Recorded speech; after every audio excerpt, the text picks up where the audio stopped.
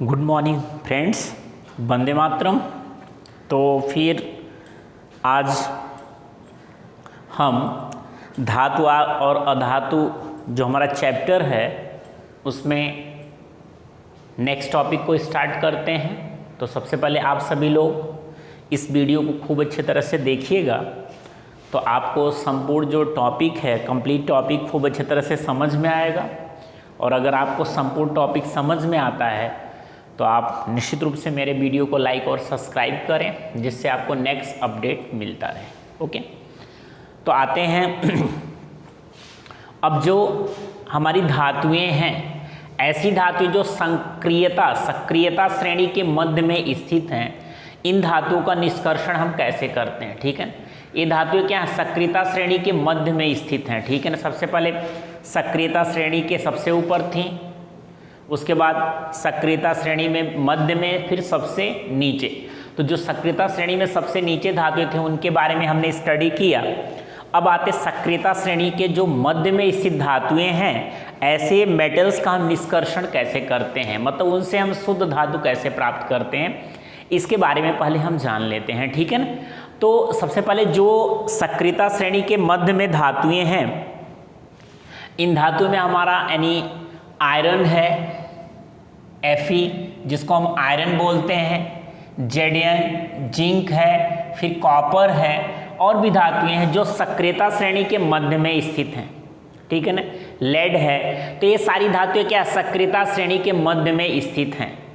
अब इन धातुओं का हम निष्कर्षण कैसे करते हैं, तो इन धातुओं को निष्कर्षण करने के लिए अब देखते हैं इसमें किस प्रकार की अशुद्धि पाई जाती है। ठीक है ना, तो प्रकृति में जो ये नेचर होता है, नेचर के अंदर ये सल्फाइड या कार्बोनेट के रूप में पाई जाती हैं। आप ध्यान देना, सक्रियता श्रेणी में जो धातुएं मध्य अवस्था में पाई जाती हैं, मध्य में स्थित हैं, इन ये धातुएं जो नेचर में पाई जाती हैं, नेचर में सल्फाइड या तो सल्फाइड के रूप में पाई जाएंगी या तो कार्बोनेट के रूप में पाई जाती हैं। ठीक है ना, सल्फाइड या कार्बोनेट के रूप में पाई जाती हैं। अब सल्फाइड या कार्बोनेट से हमें डायरेक्ट जो मेटल्स को फाइंड आउट करना है, मेटल्स को प्राप्त करना है। ठीक है ना, इनसे आसान क्या है कि धातु ऑक्साइड, अगर हमारे पास मेटेलिक ऑक्साइड हो, अगर हमें मेटेलिक ऑक्साइड है तो मेटेलिक ऑक्साइड से यानी धातु ऑक्साइड से धातु प्राप्त करना आसान है।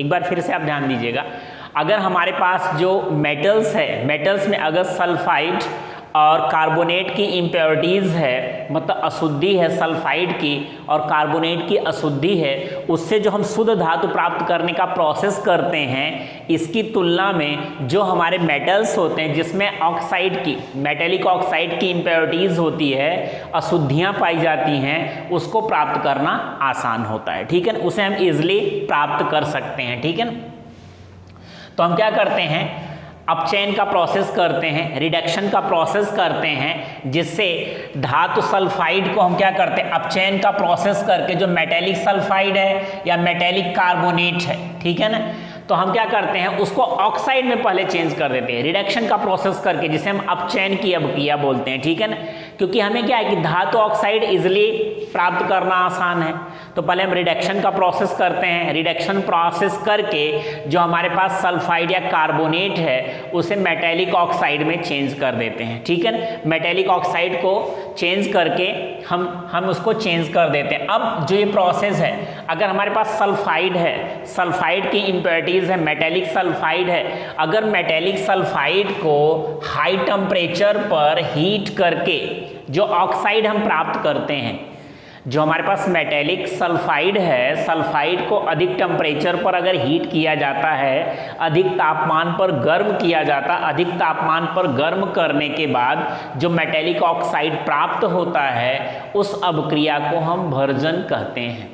एक बार फिर से आप ध्यान देना, आप जो हम मेटल लिए हैं, अगर मेटल्स के अंदर सल्फाइड की अशुद्धि है, मेटेलिक सल्फाइड है, ठीक है, अगर मेटल के अंदर सल्फाइड की अशुद्धि है, उस अशुद्धि को दूर करने के लिए जो उसको हम टेम्परेचर पर हीट करते हैं, हाई टेम्परेचर पर हीट करते हैं, उससे जो हमें मेटेलिक ऑक्साइड प्राप्त होता है, इस प्रोसेस को यानी इस अभिक्रिया को हम भर्जन के नाम से जानते हैं। ठीक है, तो ये भर्जन कहलाता है। दूसरा, अगर हमारे पास मेटेलिक ऑक्साइड की इम्प्योरिटीज है, मतलब हमारा जो मेटल्स है उसमें ऑक्साइड मिला हुआ है, मेटेलिक ऑक्साइड की इम्प्योरिटीज है, अगर मेटेलिक ऑक्साइड की इम्प्योरिटीज है, मेटेलिक कार्बोनेट की इम्प्योरिटीज है, तो उसे क्या करते हैं, कुछ कम वायु में अधिक टेम्परेचर पर गर्म करते हैं। ठीक है ना, हमने सल्फाइड का देखा, सल्फाइड की अगर इम्प्योरिटीज थी तो उससे हमने जो मेटेलिक ऑक्साइड फाइंड आउट किया, उस अपक्रिया को हमने भर्जन कहा। अब हमारे पास कार्बोनेट की इम्प्योरिटीज है, अगर हमारे मेटेलिक कार्बोनेट की इम्प्योरिटीज है मेटल में, तो उसे हम क्या करते हैं, थोड़े एयर में और क्या करते हैं, ऑक्सीजन और अधिक टेम्परेचर पर गर्म करते हैं। अधिक टेम्परेचर पर गर्म करके जो हम ऑक्साइड प्राप्त करते हैं, मेटेलिक ऑक्साइड प्राप्त करते हैं, इसका जो रिएक्शन होता है, इस रिएक्शन को हम निस्तापन, ये जो अभिक्रिया होती है, इस अभिक्रिया को निस्तापन कहा जाता है। तो एक बार हम भर्जन और निस्तापन को फिर से समझ लेते हैं। अगर हमारा जो मेटल्स है, जो धातु है, अगर उसमें सल्फाइड की अशुद्धि है, सल्फाइड की अशुद्धि को अधिक ताप पर गर्म करके मेटेलिक ऑक्साइड यानी धातु ऑक्साइड प्राप्त करने की अभिक्रिया को हम भर्जन कहते हैं। ठीक है। दूसरा है, अगर हमारी धातु है, धातु में अगर कार्बोनेट की उपस्थिति है, कार्बोनेट है, उसके अंदर कार्बोनेट की इम्प्योरिटीज़ है, तो अशुद्धि है, अगर धातु कार्बोनेट की अशुद्धि है तो उसे कम वायु में अधिक तापमान पर गर्म करके उसमें से धातु ऑक्साइड प्राप्त करने की जो अभिक्रिया है, उस अभिक्रिया को हम निस्तापन कहते हैं। इसका रीज़न क्या है कि हम पहले क्या करते हैं कि अगर हम डायरेक्ट सल्फाइड या कार्बोनेट से अगर अयस्क प्राप्त करेंगे तो काफ़ी कठिन होगा, तो सबसे पहले हम इसे कार्बोनेट में चेंज कर देते हैं, मेटेलिक कार्बोनेट में चेंज करते हैं। मेटेलिक कार्बोनेट चेंज करने पर ये अभिक्रिया क्या आसान हो जाती है, क्योंकि हमें कार्बोनेट में से मेटेलिक ऑक्साइड में से धातु को प्राप्त करना आसान है। ठीक है।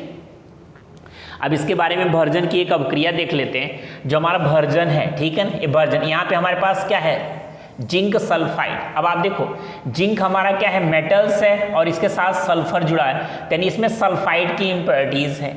अब यहाँ हमने ऑक्सीजन ले लिया, क्या ले लिया, ऑक्सीजन, फिर हमने इसको हीट किया, गर्म किया, मतलब हम सल्फाइड को ऑक्सीजन की उपस्थिति में गर्म करते हैं, अधिक टेम्परेचर पर हमने गर्म किया तो जिंक ऑक्साइड, आप देखो मेटेलिक ऑक्साइड में कन्वर्ट हो गया, जिंक ऑक्साइड में कन्वर्ट हुआ, साथ साथ में इसमें से सल्फर डाइऑक्साइड गैस बाहर निकल गई। फिर एक बार आप भर्जन की अभिक्रिया को देखो, यहाँ हमने क्या किया, हमारे पास जो मेटल मिला था जो सक्रियता श्रेणी के मध्य में स्थित है, इसमें सल्फाइड की इम्प्योरिटीज थी, हमने जिंक सल्फाइड को लिया, फिर इसकी अभिक्रिया हमने ऑक्सीजन के साथ करवा दी, ऑक्सीजन के साथ और अधिक टेम्परेचर हमने दिया, हीट दिया, तापन दिया, तो हमें क्या मिला, जिंक ऑक्साइड, जो हम ऑक्साइड में चेंज करना चाहते हैं, साथ साथ में सल्फर डाइऑक्साइड यहाँ से निकल गया। तो ये अभिक्रिया हमारी क्या है, भर्जन, क्योंकि यहाँ पे क्या हो रहा है, यहाँ जो सल्फर युक्त अशुद्धि है उसे ऑक्सीजन के साथ हीट किया जा रहा है और वो मेटेलिक ऑक्साइड में चेंज हो जा रहा है, तो इसीलिए इस अभिक्रिया को हम भर्जन की अभिक्रिया के नाम से जानते हैं। ओके। सेकेंड, निस्तापन। अब आप देखो निस्तापन, यहाँ कार्बोनेट है, zinc carbonate, ZnCO3, it means zinc carbonate, यहाँ कार्बोनेट की इम्प्योरिटीज है।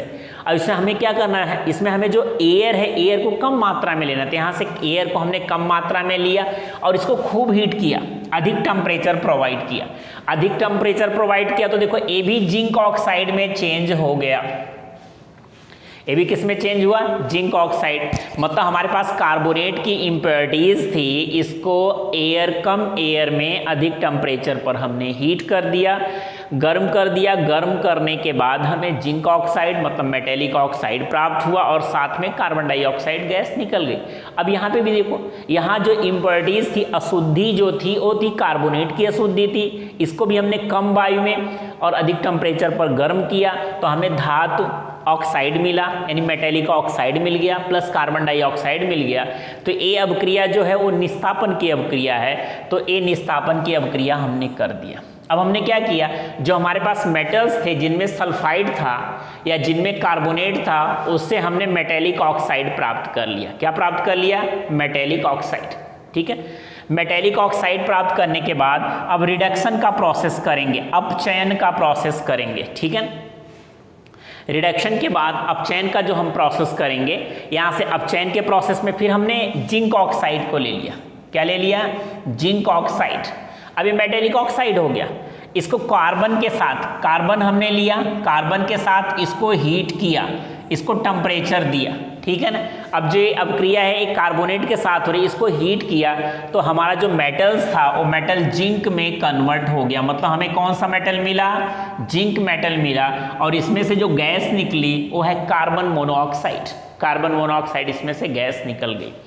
अब ध्यान देना, पहले हमने सल्फाइड हो या कार्बोनेट की इम्प्योरिटीज़ हो, पहले हमें उसे ऑक्साइड में चेंज करना है, तो हम पहले मेटेलिक ऑक्साइड में ही उसको चेंज कर दिए। मेटेलिक ऑक्साइड में चेंज करने के बाद इसका हमने रिडक्शन किया, रिडक्शन करने के बाद फिर यहाँ से हमें जिंक मिला और साथ में यानी कार्बन मोनोऑक्साइड गैस मिल गई। तो यहाँ से हमें जिंक धातु जो है, ये प्योर जिंक धातु, जिंक मेटल हमें प्राप्त हो गया, ठीक है। जो हमें प्राप्त करना था जिंक मेटल, यानी जिंक धातु हमें मिल गई, ठीक है, और इसी को हमें प्राप्त करना था, ठीक है। अब दूसरी बात देखते हैं, यहाँ पे हमने क्या लिया, यहाँ पे मैग्नीशियम ऑक्साइड लिया, ये भी ऑक्साइड में है, ये भी मेटेलिक ऑक्साइड में कन्वर्ट हो गया। फिर हमने इसको एल्युमिनियम के साथ रिएक्शन कराया तो हमें यहाँ पे क्या मिला, मैग्नीशियम मिल गया जो हमारा मेटल्स है।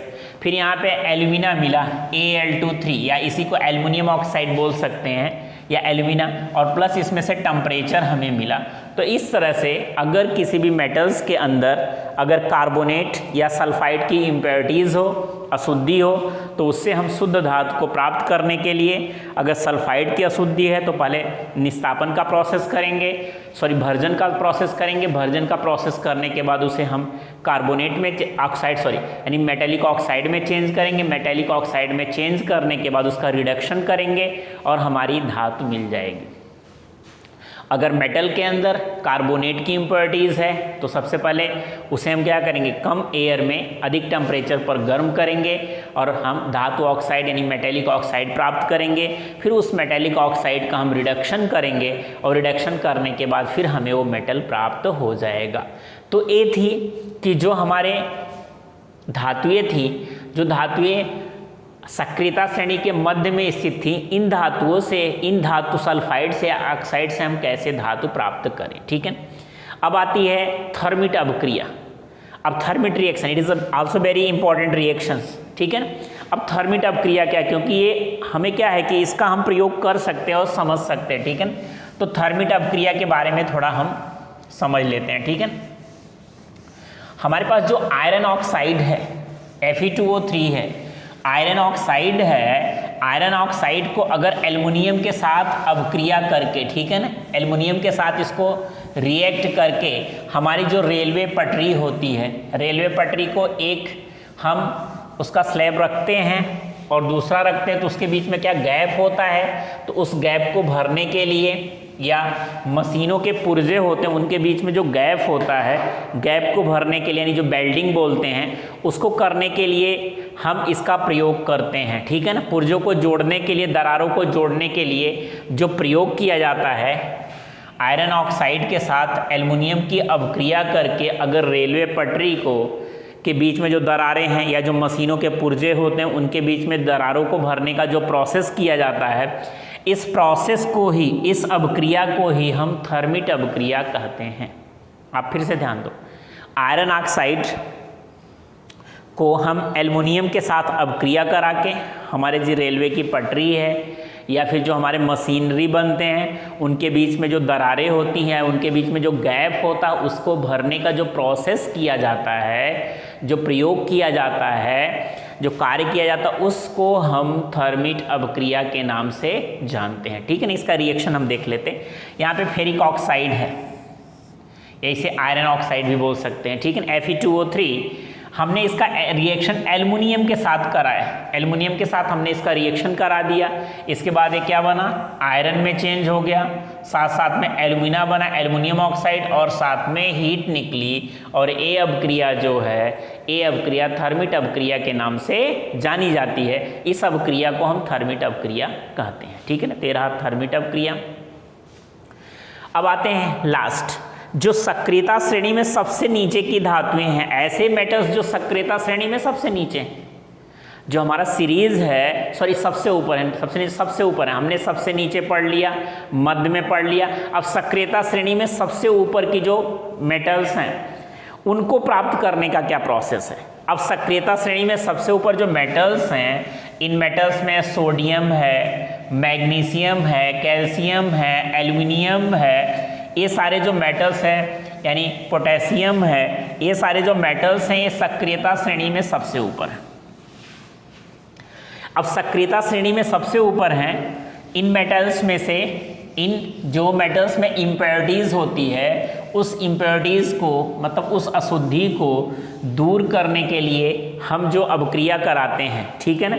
अब इनके ऑक्साइड हमारे पास होते हैं, जैसे कि सोडियम है, sodium oxide, magnesium oxide, calcium oxide, aluminium oxide है, इसका हम अपचयन करते हैं यानी रिडक्शन करते हैं, ठीक है ना, और उसको फिर क्या करते हैं, मेटल में कन्वर्ट कर देते हैं। इसको अपचयन करके मतलब इस प्रकार के जो सक्रियता श्रेणी में सबसे ऊंचे ऊपर जो हमारे पास मेटल्स हैं, इनको हम क्या करते हैं, इनका निष्कर्षण करने के लिए हम इनके जो ऑक्साइड होते हैं, इस ऑक्साइड का क्या करते हैं, अपचयन कराते हैं, और अपचयन करा के इसे हम मेटल्स में चेंज करते हैं। इसके लिए जो कैथोड पे अवक्रिया होती है, कैथोड मतलब नेगेटिव चार्ज होता है, तो कैथोड पे जो अवक्रिया होती है, जैसे सोडियम है तो सोडियम क्या करेगा, आयन प्लस इलेक्ट्रॉन, और किस में चेंज हो जाएगा, सोडियम में ही चेंज हो जाएगा, ठीक है। दूसरा है क्लोराइड आयन है, क्लोराइड आयन, और ये चेंज हो जाएगा क्लोरीन में, और प्लस 2 इलेक्ट्रॉन्स यहाँ हो जाएंगे, ठीक है।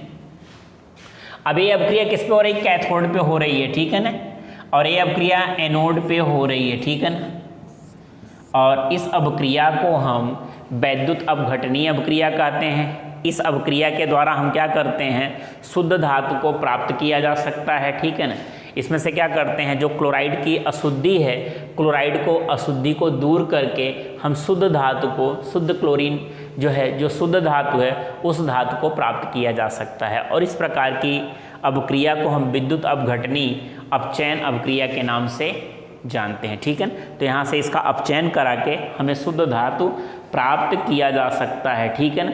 तो एल्युमिनियम ऑक्साइड के विद्युत अपघटनी प्रक्रम से हम शुद्ध एल्युमिनियम धातु को प्राप्त कर सकते हैं, ठीक है ना। तो ये रही अवक्रिया सबसे सक्रियता श्रेणी में सबसे ऊपर पाए जाने वाली धातुओं के निष्कर्षण की अवक्रिया, ठीक है ना। तो ये टॉपिक्स आप खूब अच्छे तरह से इसको देखिए, समझिए, और नेक्स्ट टॉपिक के अपडेट के लिए नेक्स्ट पीरियड में okay, thank you, good bye.